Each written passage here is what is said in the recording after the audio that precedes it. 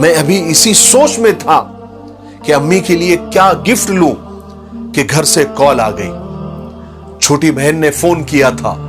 वो तो छूटते ही कहने लगी कि भाई आप 4 सालों के बाद घर वापस आ रहे हो, आते वक्त मेरे लिए दुबई से एक अच्छा सा टैबलेट लेकर आना। मेरे चेहरे पे मुस्कुराहट फैल गई, क्योंकि मैं अच्छी तरह जानता था कि मेरे बहन भाइयों की पसंद क्या है, लेकिन मैं उन्हें सरप्राइज देना चाहता था। तो मैं ड्रामा करने लगा। मैं कहने लगा कि मैं अभी पैकिंग कर रहा हूं, अगर वक्त मिला तो देखूंगा, लाऊंगा, जम गया तो लाऊंगा, नहीं तो नहीं लाऊंगा। बाकी सारे बहन भाई जमा हो गए और अपनी अपनी फरमाइशें करने लगे, और मैं मुस्कुराता रहा, क्योंकि वो जो कुछ कह रहे थे वो सब मैं खरीद चुका था, मैं ले चुका था, क्योंकि मुझे उनकी सारी पसंद पता थी। मैंने कहा कि अरे अम्मी कहां है, मेरी मां कहां है, मेरी बात कराओ उनसे। मैंने ये इरादा किया कि मैं खुद ही अम्मी से पूछ लेता हूं कि तुम्हारी पसंद क्या है। थोड़ी देर में अम्मी फोन पर आ गई। मैंने खैर खैरियत पूछी। उसके बाद मैंने पूछा, अम्मी आपके लिए दुबई से क्या लाऊं, अपनी पसंद की कोई चीज बताएं।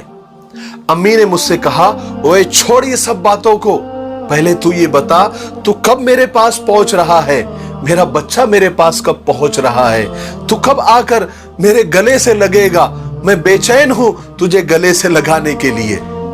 हाय, मैं अम्मी की पसंद सुनने का इंतजार कर रहा था।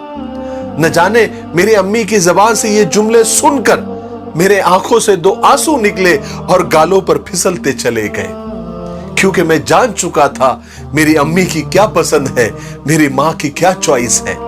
हाय हाय, एक तेरी ही मोहब्बत सच्ची है मां, बाकी रिश्तों में तो शर्तें बहुत है।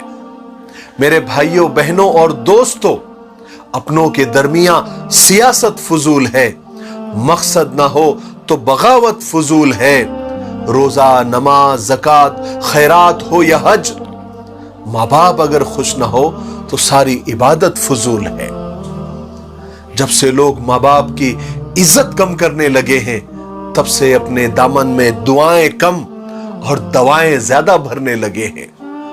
मेरे भाइयों, एक बात याद रखो, दुनिया की सारी औलादें सुन ले, जितना बचपन में हमें माँ बाप की हर पल जरूरत होती है, उससे कहीं ज्यादा माँ बाप को बुढ़ापे में औलाद की जरूरत होती है, उनकी खिदमत की, उनकी सेवा की जरूरत होती है। माँ बाप की कदर कर लो। एक बार माँ चली गई ना तो दुआएं देने वाला कोई नहीं होता।